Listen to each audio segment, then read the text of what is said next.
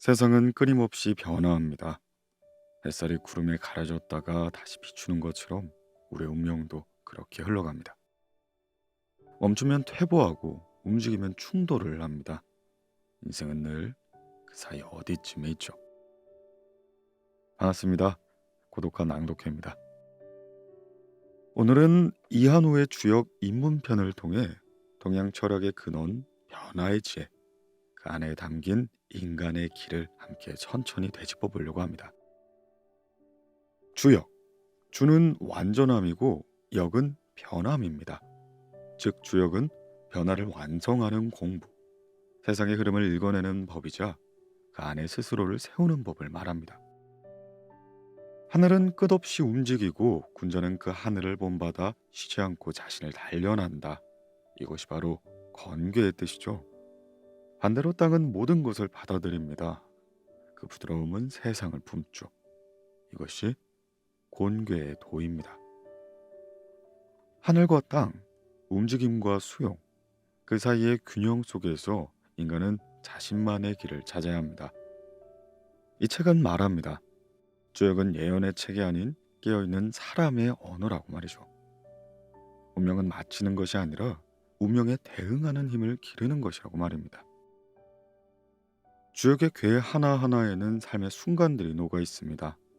막다른 길에서는 잠시 멈추는 지혜를, 변화의 바람 속에서는 유연하게 방향을 바꾸는 용기를, 그 변화의 물결 속에서 흔들리지 않는 중심을 찾는 일, 그것이 주역이 우리에게 건네는 가장 오래된 조언이 아닐까요?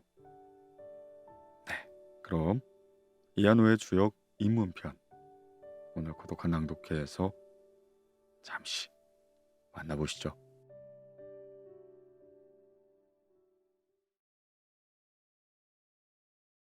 이한우의 주역 입문편 제1장 개사전. 주역의 세계로 들어가는 관문은 공자가 지었다고 하는 개사전 상하가 됩니다. 여기서 주역의 기본 개념들을 충분히 익혀 기초 체력을 기르지 않고서는 주역의 세계로 들어가 봤자 곧바로 길을 잃게 되는 거죠. 단순한 소개의 글은 아닙니다. 한마디로 문맥을 만들어주는 글이라 할 수 있어요. 개사란 문항이 64개의 궤 각각의 첫머리에 달아놓은 글 단사와 주공이 384개의 효를 달아놓은 상사를 가리킵니다. 예를 들어 건괴의 단사는 건은 으뜸이고 형통하며 이롭고 반듯하다이고, 또 건괴의 첫 번째 양호의 상사는 초고는 물에 잠겨 있는 용인이 쓰여서는 안 된다라고 합니다. 전이란 공자가 이 둘에 대해 풀어낸 것을 말합니다. 그래서 단사를 풀어낸 것을 단전이라고 하고 상사를 풀어낸 것을 소상전이라고 합니다. 소상전이라고 하는 이유는 이와는 별도로 공자가 64개의 괴마다 총체적 의미를 풀이한 글을 싣고 있는데 이를 대상전이라 하기 때문입니다. 예를 들어 권계의 대상전은 하늘의 운행은 튼튼하니 군자는 그것을 갖고서 스스로 힘쓰기를 쉬지 않는다 라는 게 되죠. 이는 바로 군주론 혹은 제왕학으로 임금이 된 자가 권계를 보았을 때 그 뜻을 의미하여 스스로 힘쓰기를 조금도 쉬지 않는 마음 자세를 가져야 한다는 뜻입니다. 64개의 대상전은 따라서 그 자체로 제왕학이 되는 거죠. 그러면 개사전이라고 했으니 그 내용도 단사와 상세에 대한 풀이가 되어 있어야 하는데, 개사전은 주역 전반의 의미와 근본 개념들을 풀어놓고 실제 활용법까지 소개하고 있는 총체적인 인문의 글인 겁니다.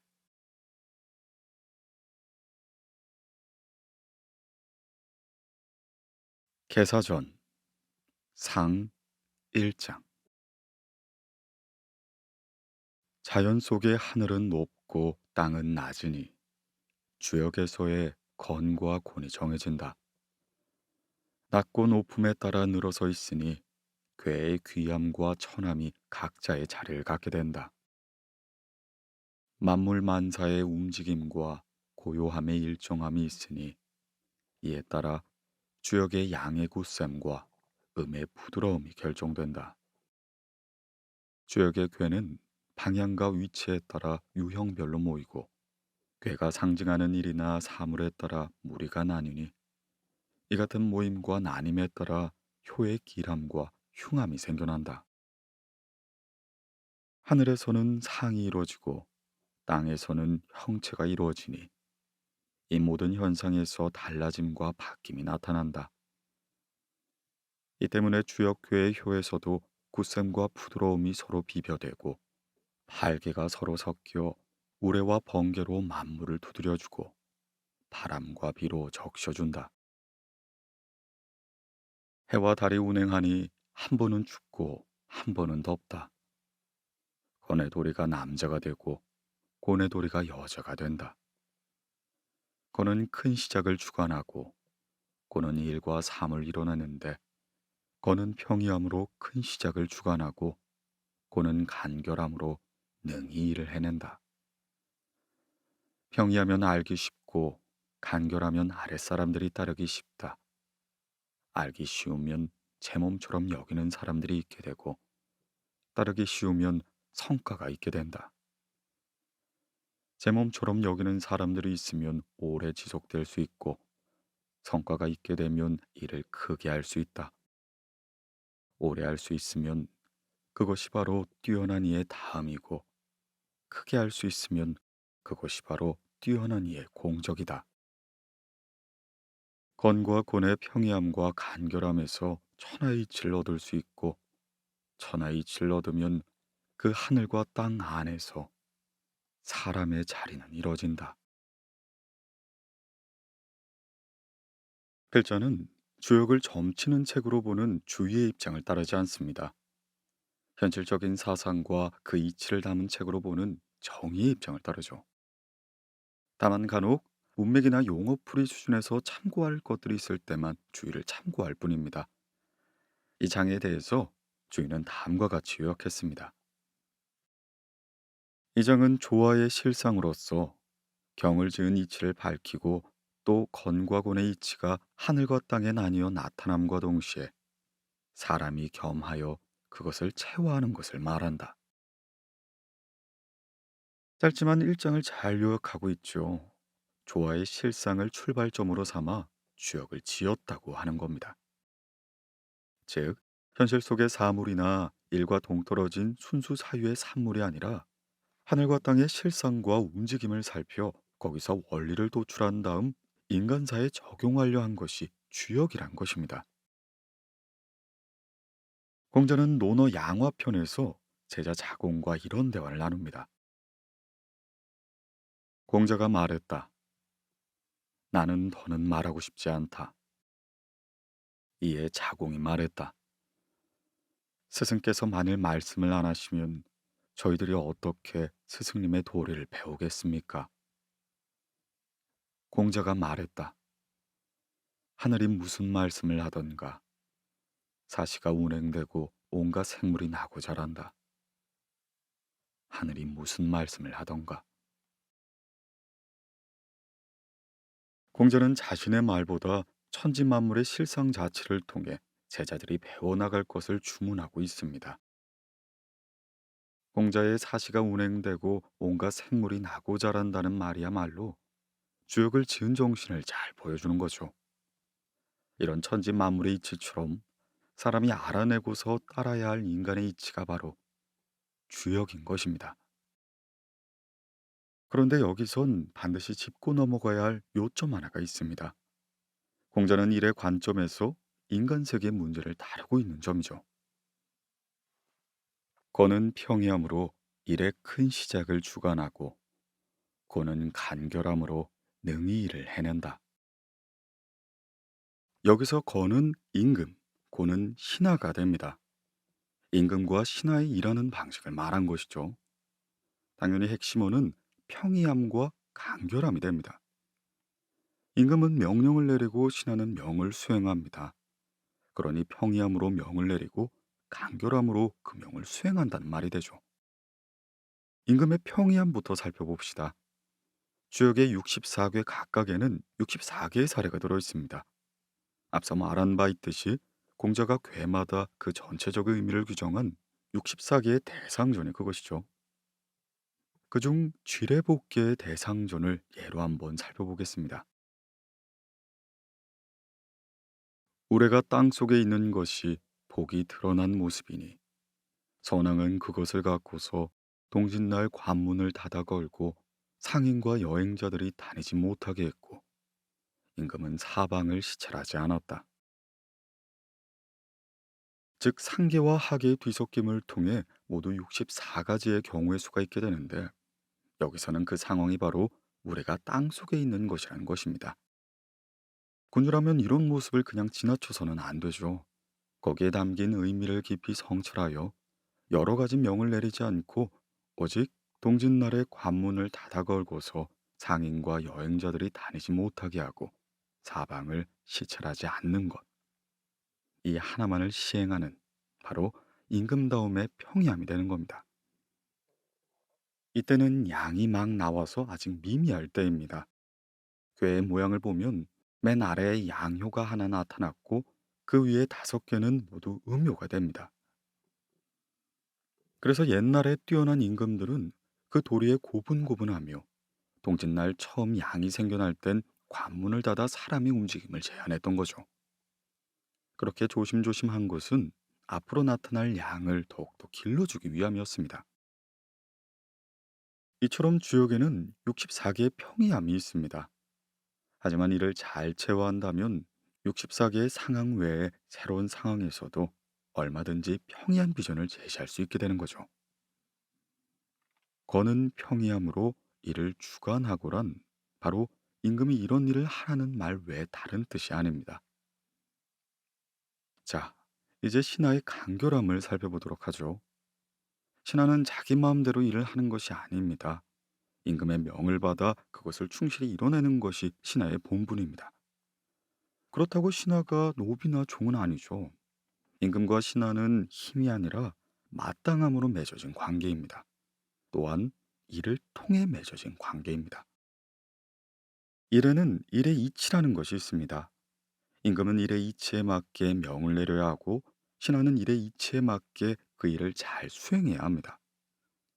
간결함이란 임금의 명이 일의 이치에 맞을 경우 자기 임의로 덧붙여서는 안 되고 다시 아랫사람들을 부려 일을 시킬 때 임금의 명을 더욱 명료하게 전달해 일이 빈틈없이 이루어지도록 하는 걸 말합니다. 번잡스럽게 해서는 안 된다는 거죠. 그러려면 아무리 복잡한 사안도 몇 가지 원칙으로 정리해낼 줄 아는 능력이 있어야 합니다. 그렇게 하는 것이 또한 간결함이고요. 신하의 간결함을 한마디로 말하자면 간결한 이치로서 복잡한 문제를 처리하는 것입니다. 이렇게 두고 그 다음을 읽어내려가면 크게 어렵지가 않습니다. 말 그대로 이해만 하면 되기 때문이죠.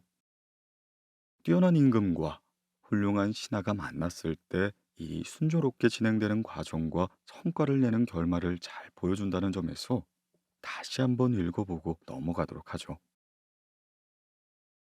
거는 평이함으로 큰 시작을 주관하고 고는 간결함으로 능히 일을 해낸다. 평이하면 알기 쉽고 간결하면 아랫사람들이 따르기 쉽다. 알기 쉬우면 제 몸처럼 여기는 사람들이 있게 되고 따르기 쉬우면 성과가 있게 된다. 제 몸처럼 여기는 사람들이 있으면 오래 지속할 수 있고 성과가 있게 되면 일을 크게 할 수 있다. 오래 할 수 있으면 그것이 바로 뛰어난 이의 다움이고 크게 할 수 있으면 그것이 바로 뛰어난 이의 공적이다. 건과 곤의 평이함과 간결함에서 천하의 이치가 얻어지고 천하의 이치가 얻어지면 하늘과 땅 안에서 사람의 자리는 이루어진다.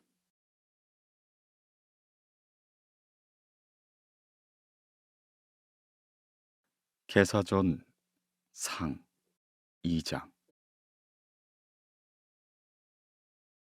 빼어난 이가 괴를 베풀어 일과 사물의 요형을 보고서 각각에 해당되는 일과 사물에 대해 풀이한다는 말을 달아 기람과 흉함을 밝혔다. 굳셈과 부드러움이 서로 밀쳐내고 옮겨가 달라짐과 바뀜을 만들어냈다.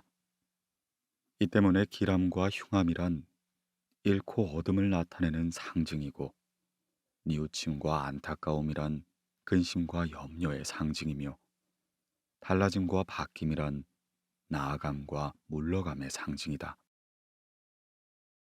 굳셈과 부드러움이란 낮과 밤의 상징이니, 여섯 효의 움직임은 하늘, 땅, 사람, 세극의 도리이다. 이 때문에 군자가 평소 가만히 지내면서 편안하게 짚어보는 것은 역의 차례이고, 즐기면서 깊게 음미하는 것은 효의 말이다.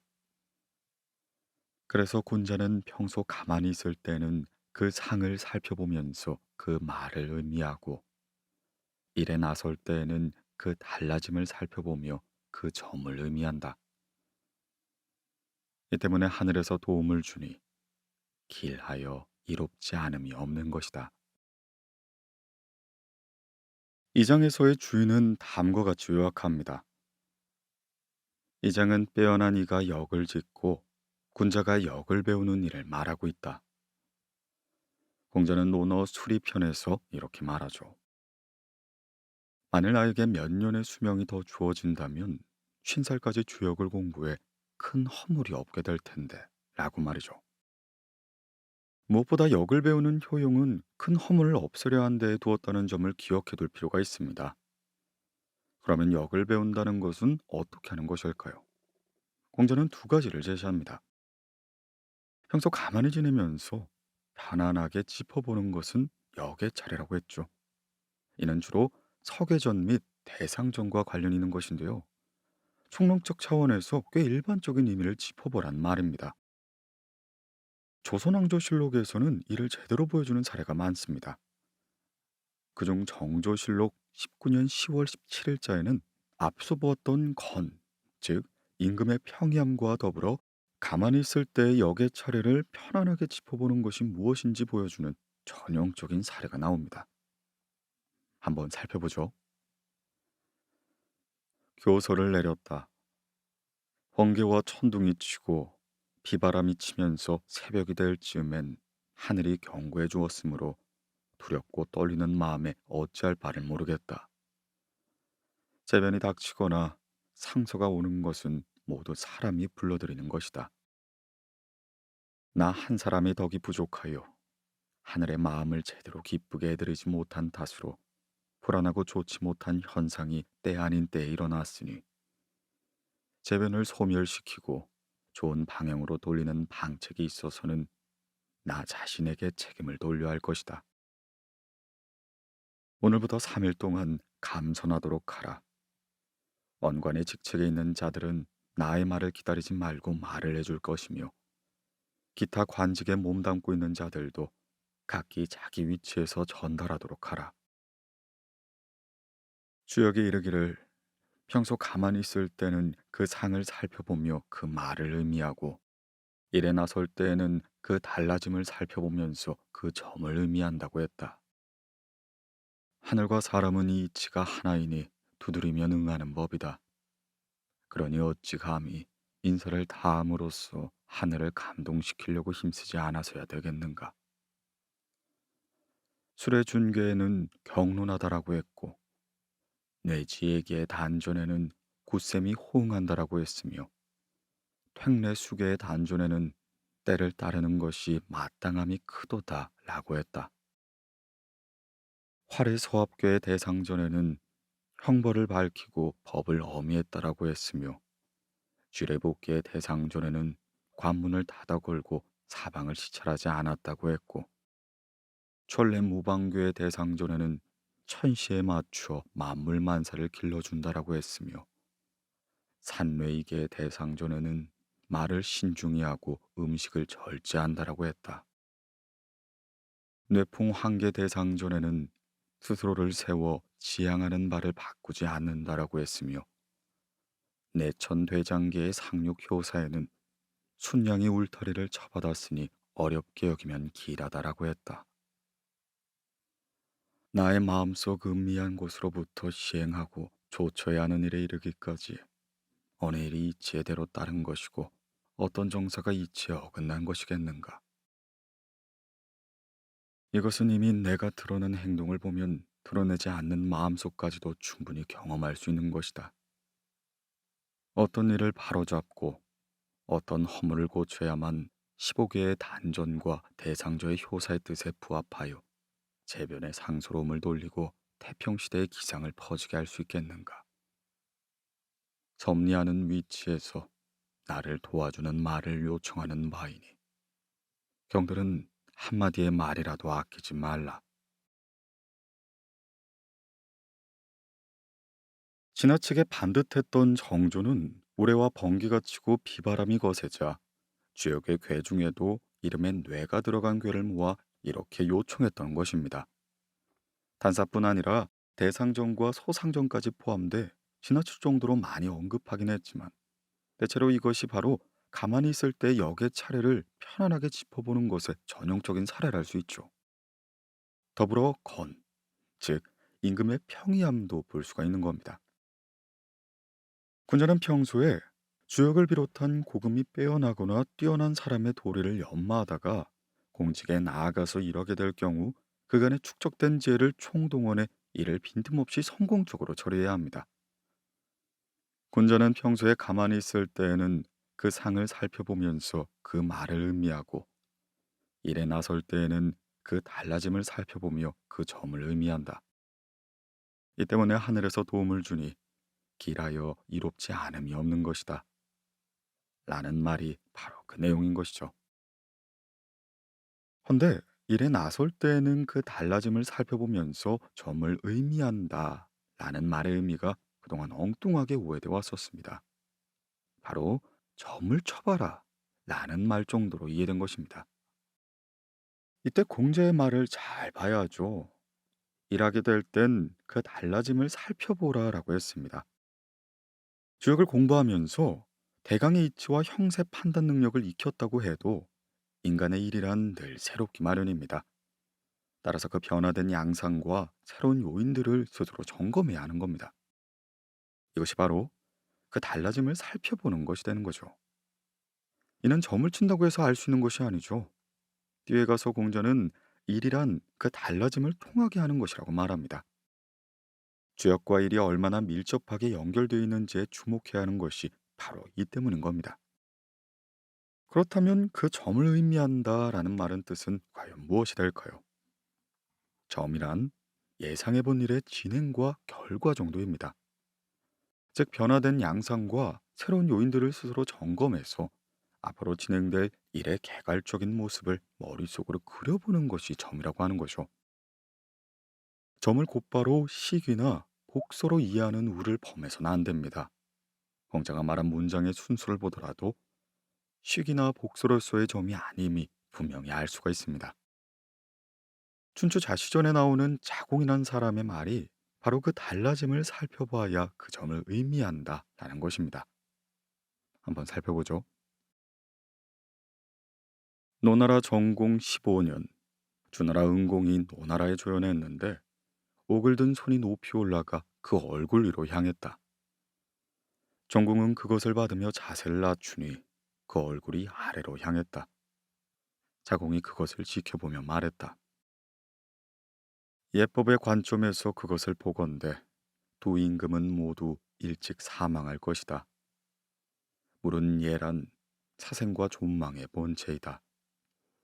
좌우에서 이를 주선하는 것과 나아가고 물러남, 구부리고 올려다봄을 갖고서 이의 생존을 취하느냐, 사망을 취하느냐를 알 수 있고 조회나 제사, 상사, 융사를 갖고서 이에 생존하느냐, 사망하느냐를 볼 수 있다. 헌데 지금 정오래 서로 좋아하면서 둘 다 법도에 맞지 않았으니 마음은 이미 법도를 잃은 셈이다. 조회가 몸의 예절과 맞지 않았으니 어찌 능히 오래 살 것인가. 높이 쳐든 건 교만이요 낮게 구부린 건 태만이다. 교만은 화란에 가깝고 태만은 질병에 가깝다.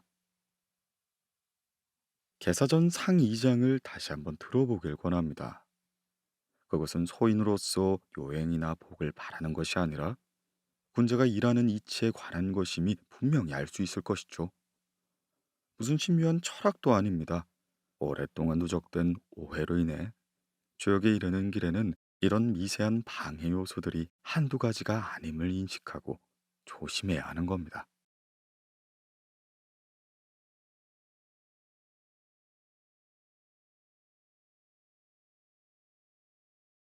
개사전 상 3장.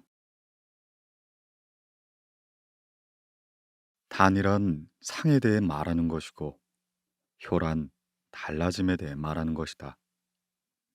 기람과 흉함이란 그 잃고 얻음을 말하는 것이고 뉘우침과 안타까움이란 작은 흠을 말하는 것이며 허물이 없음이란 잘못을 잘 보완한 것이다. 이 때문에 높은 것과 낮은 것을 진열하는 것은 여섯 효의 자리에 있고 작고 큰 것을 정하는 것은 궤에 달려 있으며 기람과 흉함을 가려내는 것은 사에 있고 뉘우침과 안타까움을 근심하는 것은 판별하는 실마리에 있으며 일하기 위해 움직여서 허물이 없게 하는 것은 뉘우침에 있다. 이 때문에 궤에는 작고 큼이 있고 사에는 험난함과 평이함이 있는데 사란 각각 그것이 가야 하는 바를 가리킨다. 3장에 대해 주인은 다음과 같이 요약합니다. 단은 판단하는 말, 이는 외부 세계에 대해 일정한 판단을 내린다는 말입니다. 효는 상황에 따른 변화를 감안해 때에 맞게 판단을 내리는 것이죠. 때란 상황을 의미합니다. 3장에서 특히 주목해야 할 부분은 단이란 상에 대해 말하는 것이고 효란 달라짐에 대해 말하는 것이다 라는 문장입니다. 그의 상에는 이미 복희 시 때부터 확정된 고정적인 뜻이 있는 반면 효란 그때그때의 상황에 따른 판단이니 말이죠. 그래서 공자도 분명히 효란 달라짐에 대해 말하는 것이라고 했습니다. 그럼에도 불구하고 기존 주역 효사에 대한 해석은 각 효에 따른 고정적인 의미로 해석되어 왔습니다. 이때 정약용은 효변설에 입각하여 효에 대한 주공의 효사를 정태적인 확정 개념이 아닌 동태적인 가변 개념으로 이해한다고 주장했습니다. 정약용의 주역사전의 번역자 방인 교수는 이렇게 말했습니다. 다산역학의 방법론 중에서 가장 독창적인 요소라 부를 수 있는 것은 단연코 효번의 방법론이다. 다산은 이 효번법을 개발함으로써 첩첩산중으로 가로막고 있었던 해석학적 난제를 단숨에 해결하는 데 성공할 수 있었다. 효란 획과 구분되는 개념으로서 획이 단순히 그어진 선 이외의 것을 가르치지 않는 정태적 개념이라고 한다면 이와는 달리 효는 음에서 양으로 혹은 양에서 음으로 변화된 상태를 가리키는 동태적인 개념이라 할 수 있다. 정약용이 이 같은 효변설을 제시한 것은 오히려 원래의 고전으로 돌아갔기 때문입니다. 예를 들어 춘추 좌시전에는 건괴초구를 건지구라고 표기하고 있는데 이때의 지는 말 그대로 가다 혹은 달라지다로 읽어야 한다는 것입니다. 즉 건괴초구의 효사는 물에 잠겨있는 용인이 쓰여서는 안 된다인데 이 효사는 건괴초구의 극한된 풀이가 아닌 맨 아래에서 음유가 하나 있는 구개로 달라지고 있는 상황을 말한다는 것이죠. 그래서 이런 경우에 건괴는 본괴, 구괴는 지괴라고 부릅니다. 다시 방인 교수는 말하죠. 이러한 용례는 춘추 좌시전에 17개 국어에 3개가 나타나고 있다. 다사는 춘추 좌시전과 국어의 몇몇 사례에 국한되는 것이 아닌 주역 64괴, 384요 전체에 적용돼야 하는 방법론임을 확신하게 된다. 역학의 정통적 계보가 단절되게 된 이유도 바로 이 효가 변동하는 법이 온전히 전수되지 못한 데 있다. 효변을 취하지 않게 되면 물상이 맞지 않게 되고 물상이 맞지 않게 되자 설괴전을 폐기하게 되니 주역을 올바르게 해석되는 일이 끊어지게 된 것이다. 필자도 얼마 전에 반고의 한서, 오행지 편을 번역하던 중에 바로 이런 용례를 만날 수가 있었습니다. 한번 살펴보죠. 성공 6년, 적나라 공자 만만은 왕자 백료와 이야기를 하다 경이 되고 싶어 했다. 백료가 이를 다른 사람에게 고하여 말하였다. 다음은 없이 탐욕만 부리는 것은 주계의 풍계가 이계로 바뀌는 것이니 3년도 안 돼 멸망할 것이다. 이후 중간 1년을 건너뛰어 적나라 사람들이 그를 죽였다. 우리의 관심은 주역학 자체가 아닌 주역풀이이기 때문에 이 같은 역학 자체의 문제에 대해서는 가능한 거리를 둘 것입니다. 다만 정약용의 효별론은 풀이 자체에도 깊은 영향을 주기 때문에 받아들일 수밖에 없는 겁니다. 무엇보다 효란 달라짐에 대해 말하는 것이란 공자의 말에 딱 부합하기 때문입니다. 기람과 흉함, 뉘우침과 안타까움, 허물이 없음 등은 모두 그 같은 판단의 결과입니다. 역의 이치를 공부하는 이유도 바로 이런 판단 결과를 보다 현실에 가깝게 얻기 위한 노력일 뿐인 거죠. 이는 도덕이나 윤리적 판단 결과가 아닌 끊임없이 스스로 고쳐가며 보다 나은 현실로 가려는 하나의 지침일 뿐입니다. 기람과 흉함 역시 단순히 개인적인 행복 추구와는 거리가 무관하다고 할 수 있습니다. 특히 뉘우침이나 허물을 적게 하는 문제와 관련해 공자는 논어 위정편에서 이렇게 말했고요. 많이 듣고서 그 중에 의심나는 것을 제쳐놓고 그 나머지 것들에 대해서만 신중하게 얘기한다면 허물이 적을 것이요. 많이 보고서 위태로운 것을 제쳐놓고 그 나머지를 신중하게 행한다면 뉘우침이 적을 것이다. 여기서 눈여겨봐야 할 것은 말에서 허물이 생겨나고 일하는 데에서 뉘우침이 생겨난다는 점입니다. 이어서 개사와 효사는 각각 기람과 흉함, 뉘우침과 안타까움, 허물이 없음 등과 어떻게 연결되는지를 이해하고 있는 거죠.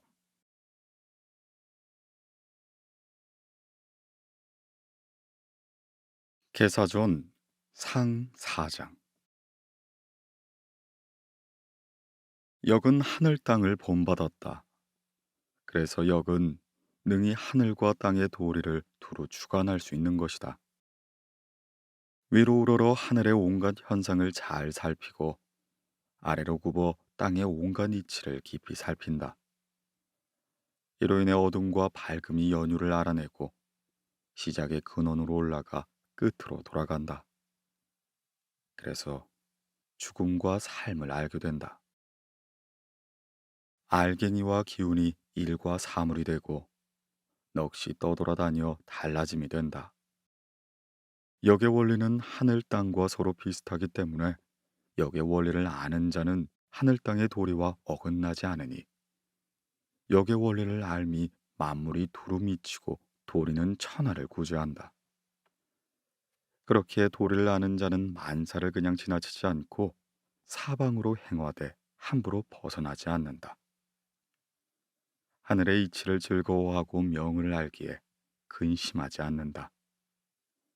대지에 살아가는 것을 편안히 여겨 어지를 도탑게 하기 때문에 능히 다른 사람을 사랑할 수 있다. 하늘과 땅의 조화의 범위를 정해둠으로써 지나치지 않고 만물을 곡진하게 이루어줌에 있어 하나도 빠뜨리지 않으며 낮과 밤의 도리를 두루 겸하여 알게 된다. 그래서 신의 신묘함은 정해진 장소가 없고 역은 정해진 형체가 없다. 사장에서의 주인은 다음과 같이 요약합니다. 이 장은 역의 도리가 크다는 것과 빼어난 이가 그 도리를 쓰길 이와 같이 한다는 걸 말하고 있다. 첫 부분에 대한 인식이 중요하죠.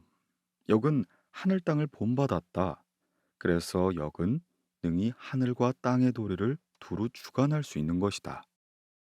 이는 단순히 하늘과 땅의 이치나 도리를 인간 세상에 기계적으로 적용하는 것으로 보아서는 안 됩니다. 오히려 인간 세상에서는 하늘과도 같은 이치를 찾아내 그것을 인간 세상에 적용하려는 것이 바로 역의 사상이라고 할 수 있는 거죠. 따라서 천리는 그 문맥에 따라 하늘의 이치가 될 수 있고 하늘과도 같은 이치가 될 수 있음을 분명히 인식해야 합니다. 그동안 이 같은 두 가지의 가능성에 대해 고려하지 않고 처리를 무조건 하늘의 이치로 옮기다 보니 공자의 말을 불필요하게 신비화하는 잘못을 저질렀다는 지적입니다. 논어 양화편에서는 말재주에 능한 제자 제아가 궤변을 늘어놓으면서 부모가 돌아가셨을 때 3년상은 너무 길고 심지어 1년상도 길다고까지 말합니다. 이때 공자가 말하죠. 자식이 태어나서 3년 뒤에야 부모의 품을 벗어난다. 3년상은 천하에 공통된 상이니 그 부모에 대한 3년의 사랑이 있는가? 이때 부모의 품을 벗어난다는 것은 최소한 3년 후라야 혼자 기어다니면서라도 뭔가를 먹고 굶어 죽지 않을 수 있다는 뜻입니다. 즉 자신을 사람으로 생존할 수 있게 해준 최소한의 기간이 3년이니 그에 대해 보답하는 것은 저 하늘의 해와 달이 뜨거지고 사계절이 돌아가는 것처럼, 즉 하늘과도 같은 명명백백한 이치라는 뜻입니다. 시작의 근원으로 올라가 끝으로 돌아간다. 자, 시작의 근원으로 올라가 끝으로 돌아간다 라는 말에 대해서 정약용은 괴상과 연결지어 이렇게 풀어냈습니다. 시작의 근원이라는 것은 설계전에 따르면 만물이 진에서 생겨나는 것이다. 끝으로 돌아간다는 것은 설계전에 따르면 만물이 간에서 완성되는 것이다. 이를 육효로 된 대성계 측면에서 보면 복계의 양요 하나가 생겨나는 것이 시작의 근원이 되고 박괴의 양 하나가 종말을 이루는 것이 끝으로 돌아가는 것이 된다. 하여지는 다시 살아남이 되고 간은 죽음이 되는 것이다.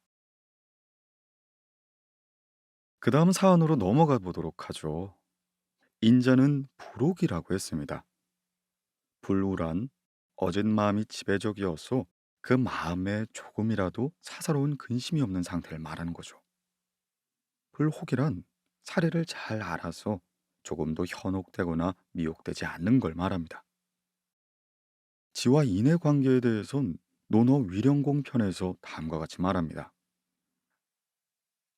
지의 도리에 미치더라도 인이 그것을 뒷받침해 줄 수 없다면 설사 도리를 잠깐 얻었다 하더라도 결국 자기 것이 되지 못하고 잃게 된다.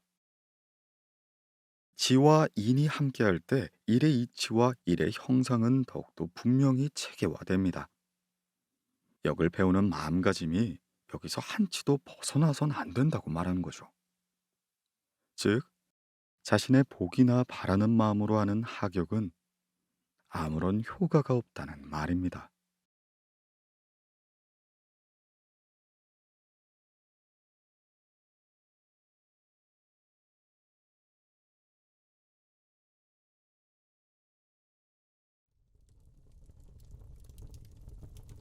상 1장. 자연 속의 하늘은 높고 땅은 낮으니 주역에서의 건과 곤이 정해진다. 낮고 높음에 따라 늘어서 있으니 괴의 귀함과 천함이 각자의 자리를 갖게 된다. 만물 만사의 움직임과 고요함의 일정함이 있으니 이에 따라 주역의 양의 굳셈과 음의 부드러움이 결정된다. 주역의 괴는 방향과 위치에 따라 유형별로 모이고 괴가 상징하는 일이나 사물에 따라 무리가 나뉘니 이 같은 모임과 나님에 따라 효의 길함과 흉함이 생겨난다. 하늘에서는 상이 이루어지고 땅에서는 형체가 이루어지니 이 모든 현상에서 달라짐과 바뀜이 나타난다.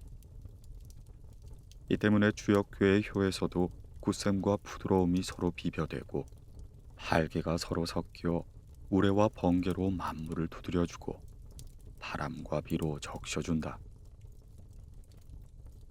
해와 달이 운행하니 한 번은 춥고 한 번은 덥다. 건의 도리가 남자가 되고 곤의 도리가 여자가 된다. 건은 큰 시작을 주관하고 곤은 일과 삶을 이뤄내는데 건은 평이함으로 큰 시작을 주관하고 곤은 간결함으로 능히 일을 해낸다. 평이하면 알기 쉽고 간결하면 아랫사람들이 따르기 쉽다. 알기 쉬우면 제 몸처럼 여기는 사람들이 있게 되고 따르기 쉬우면 성과가 있게 된다.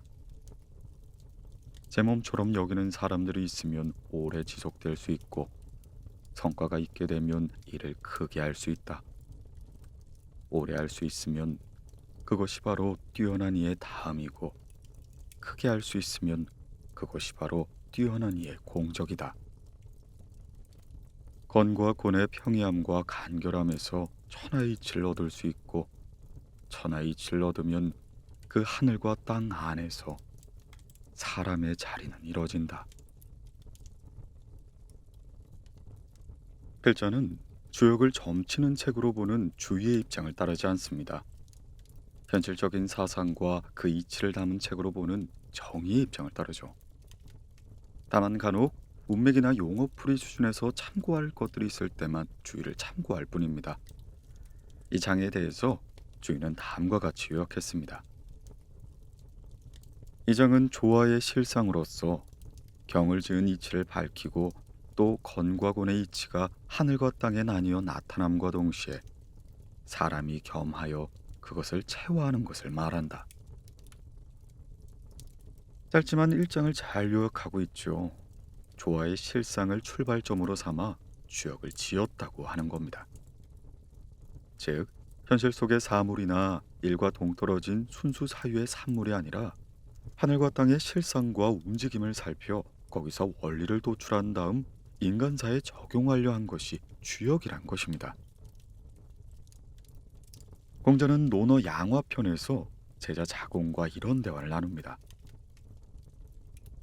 공자가 말했다. 나는 더는 말하고 싶지 않다. 이에 자공이 말했다. 스승께서 만일 말씀을 안 하시면 저희들이 어떻게 스승님의 도리를 배우겠습니까? 공자가 말했다.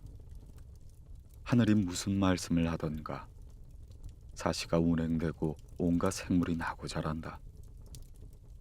하늘이 무슨 말씀을 하던가. 공자는 자신의 말보다 천지 만물의 실상 자체를 통해 제자들이 배워나갈 것을 주문하고 있습니다. 공자의 사시가 운행되고 온갖 생물이 나고 자란다는 말이야말로 주역을 지은 정신을 잘 보여주는 거죠. 이런 천지 만물의 이치처럼 사람이 알아내고서 따라야 할 인간의 이치가 바로 주역인 것입니다.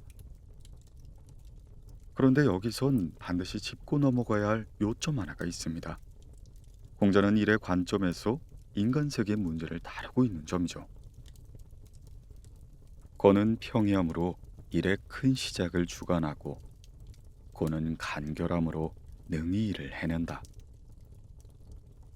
여기서 건은 임금, 곤은 신하가 됩니다. 임금과 신하의 일하는 방식을 말한 것이죠. 당연히 핵심어는 평이함과 간결함이 됩니다. 임금은 명령을 내리고 신하는 명을 수행합니다. 그러니 평이함으로 명을 내리고 간결함으로 그 명을 수행한다는 말이 되죠. 임금의 평이함부터 살펴봅시다. 주역의 64개 각각에는 64개의 사례가 들어있습니다. 앞서 말한 바 있듯이 공자가 괴마다 그 전체적 의미를 규정한 64개의 대상전이 그것이죠. 그중 쥐레복개의 대상전을 예로 한번 살펴보겠습니다. 우레가 땅 속에 있는 것이 복이 드러난 모습이니 선왕은 그것을 갖고서 동짓날 관문을 닫아 걸고 상인과 여행자들이 다니지 못하게 했고 임금은 사방을 시찰하지 않았다. 즉 상계와 하계의 뒤섞임을 통해 모두 64가지의 경우의 수가 있게 되는데 여기서는 그 상황이 바로 우레가 땅 속에 있는 것이라는 것입니다. 군주라면 이런 모습을 그냥 지나쳐서는 안 되죠. 거기에 담긴 의미를 깊이 성찰하여 여러 가지 명을 내리지 않고 오직 동짓날에 관문을 닫아 걸고서 상인과 여행자들이 다니지 못하게 하고 사방을 시찰하지 않는 것. 이 하나만을 시행하는 바로 임금다움의 평이함이 되는 겁니다. 이때는 양이 막 나와서 아직 미미할 때입니다. 궤의 모양을 보면 맨 아래에 양효가 하나 나타났고 그 위에 5개는 모두 음효가 됩니다. 그래서 옛날에 뛰어난 임금들은 그 도리에 고분고분하며 동짓날 처음 양이 생겨날 땐 관문을 닫아 사람의 움직임을 제한했던 거죠. 그렇게 조심조심 한 것은 앞으로 나타날 양을 더욱더 길러주기 위함이었습니다. 이처럼 주역에는 64개의 평이함이 있습니다. 하지만 이를 잘 제어한다면 64개의 상황 외에 새로운 상황에서도 얼마든지 평이한 비전을 제시할 수 있게 되는 거죠. 거는 평이함으로 이를 주관하고란 바로 임금이 이런 일을 하라는 말 외에 다른 뜻이 아닙니다. 자, 이제 신하의 간결함을 살펴보도록 하죠. 신하는 자기 마음대로 일을 하는 것이 아닙니다. 임금의 명을 받아 그것을 충실히 이뤄내는 것이 신하의 본분입니다. 그렇다고 신하가 노비나 종은 아니죠. 임금과 신하는 힘이 아니라 마땅함으로 맺어진 관계입니다. 또한 이를 통해 맺어진 관계입니다. 일에는 일의 이치라는 것이 있습니다. 임금은 일의 이치에 맞게 명을 내려야 하고 신하는 일의 이치에 맞게 그 일을 잘 수행해야 합니다. 간결함이란 임금의 명이 일의 이치에 맞을 경우 자기 임의로 덧붙여서는 안 되고 다시 아랫사람들을 부려 일을 시킬 때 임금의 명을 더욱 명료하게 전달해 일이 빈틈없이 이루어지도록 하는 걸 말합니다. 번잡스럽게 해서는 안 된다는 거죠. 그러려면 아무리 복잡한 사안도 몇 가지 원칙으로 정리해낼 줄 아는 능력이 있어야 합니다. 그렇게 하는 것이 또한 간결함이고요. 신하의 간결함을 한마디로 말하자면 간결한 이치로서 복잡한 문제를 처리하는 것입니다. 이렇게 두고 그 다음을 읽어내려가면 크게 어렵지가 않습니다. 말 그대로 이해만 하면 되기 때문이죠. 뛰어난 임금과 훌륭한 신하가 만났을 때 이 순조롭게 진행되는 과정과 성과를 내는 결말을 잘 보여준다는 점에서 다시 한번 읽어보고 넘어가도록 하죠. 거는 평이함으로 큰 시작을 주관하고 고는 간결함으로 능히 일을 해낸다. 평이하면 알기 쉽고 간결하면 아랫사람들이 따르기 쉽다. 알기 쉬우면 제 몸처럼 여기는 사람들이 있게 되고 따르기 쉬우면 성과가 있게 된다. 제 몸처럼 여기는 사람들이 있으면 오래 지속할 수 있고 성과가 있게 되면 일을 크게 할 수 있다. 오래 할 수 있으면 그것이 바로 뛰어난 이의 다움이고 크게 할 수 있으면 그것이 바로 뛰어난 이의 공적이다. 건과 곤의 평이함과 간결함에서 천하의 이치가 얻어지고 천하의 이치가 얻어지면 하늘과 땅 안에서 사람의 자리는 이루어진다.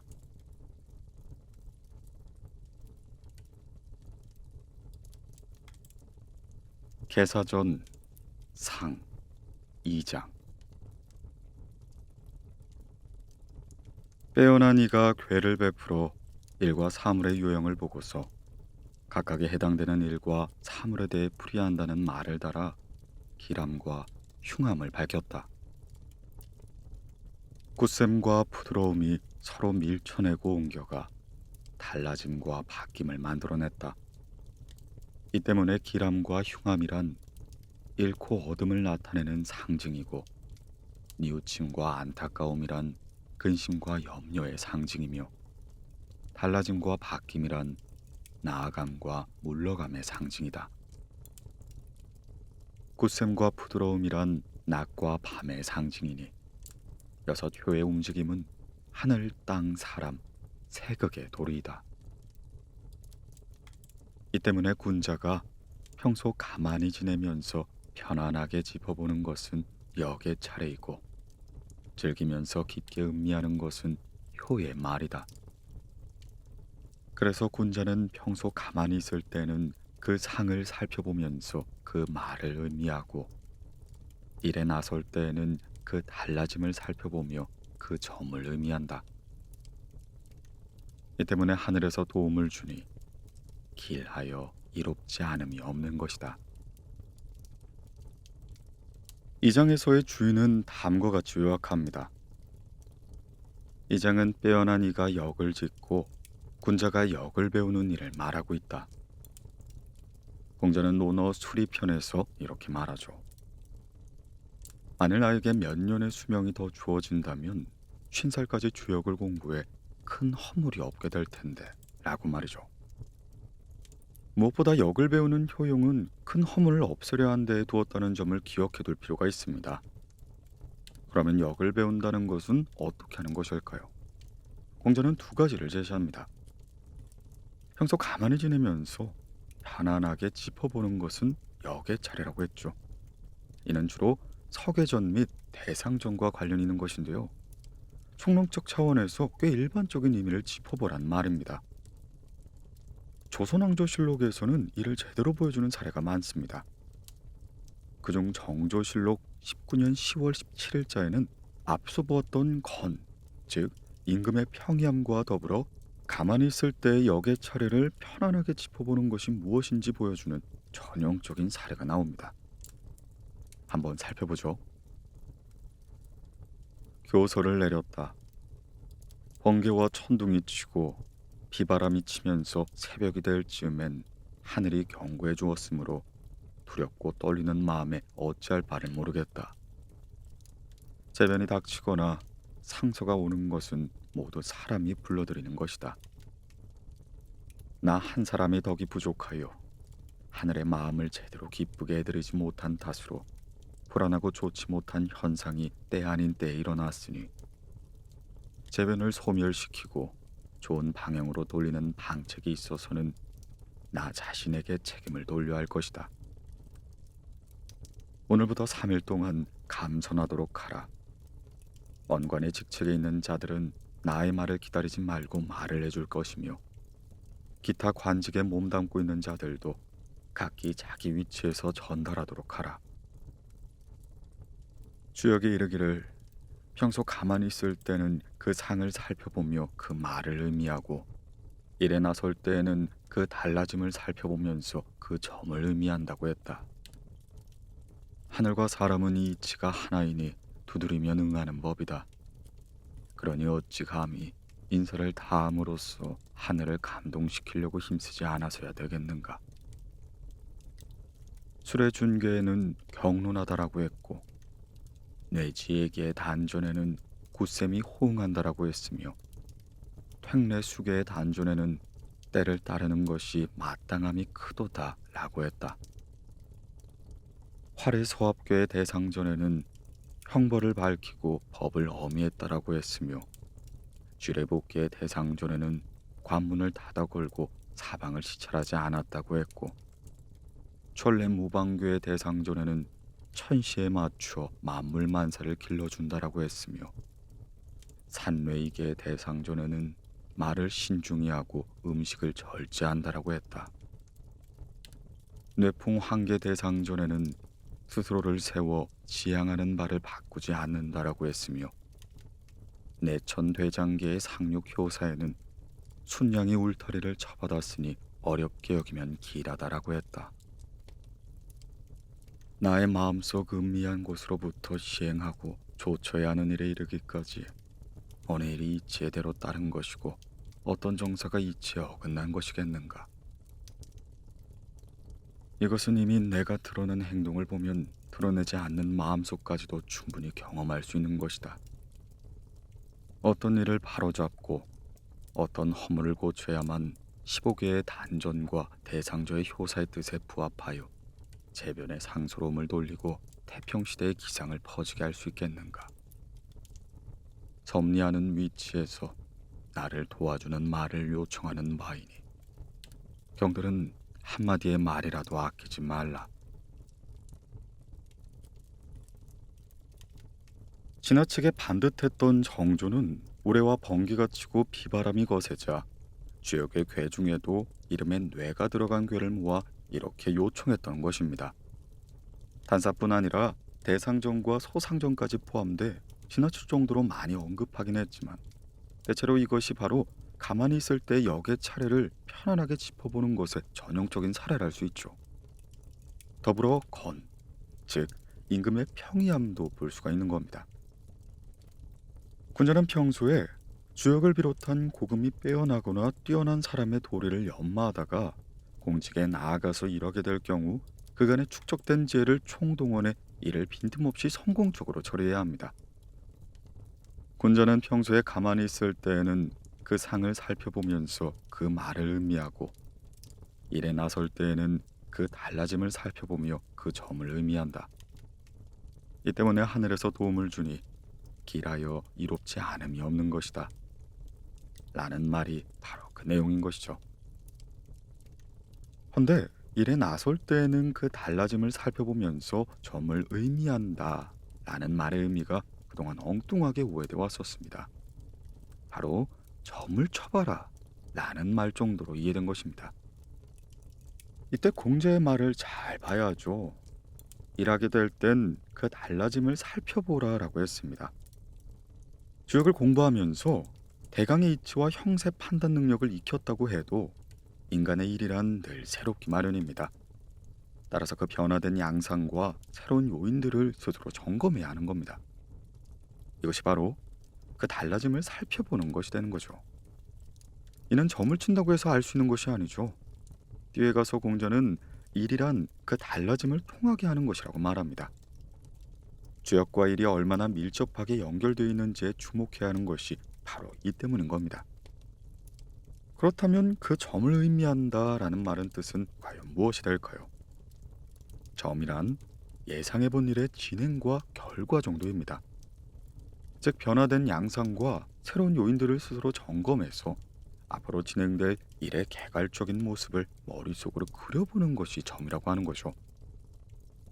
점을 곧바로 시기나 복서로 이해하는 우를 범해서는 안 됩니다. 공자가 말한 문장의 순서를 보더라도 시기나 복서로서의 점이 아님이 분명히 알 수가 있습니다. 춘추 자시전에 나오는 자공이란 사람의 말이 바로 그 달라짐을 살펴봐야 그 점을 의미한다 라는 것입니다. 한번 살펴보죠. 노나라 정공 15년 주나라 은공이 노나라에 조연했는데 옥을 든 손이 높이 올라가 그 얼굴 위로 향했다. 정공은 그것을 받으며 자세를 낮추니 그 얼굴이 아래로 향했다. 자공이 그것을 지켜보며 말했다. 예법의 관점에서 그것을 보건대 두 임금은 모두 일찍 사망할 것이다. 물은 예란 사생과 존망의 본체이다. 좌우에서 이를 주선하는 것과 나아가고 물러남, 구부리고 올려다봄을 갖고서 이의 생존을 취하느냐 사망을 취하느냐를 알 수 있고, 조회나 제사, 상사, 융사를 갖고서 이에 생존하느냐 사망하느냐를 볼 수 있다. 헌데 지금 정오래 서로 좋아하면서 둘 다 법도에 맞지 않았으니 마음은 이미 법도를 잃은 셈이다. 조회가 몸의 예절과 맞지 않았으니 어찌 능히 오래 살 것인가. 높이 쳐든 건 교만이요 낮게 구부린 건 태만이다. 교만은 화란에 가깝고 태만은 질병에 가깝다. 계사전 상 2장을 다시 한번 들어보길 권합니다. 그것은 소인으로서 요행이나 복을 바라는 것이 아니라 군자가 일하는 이치에 관한 것임이 분명히 알 수 있을 것이죠. 무슨 신묘한 철학도 아닙니다. 오랫동안 누적된 오해로 인해 주역에 이르는 길에는 이런 미세한 방해 요소들이 한두 가지가 아님을 인식하고 조심해야 하는 겁니다.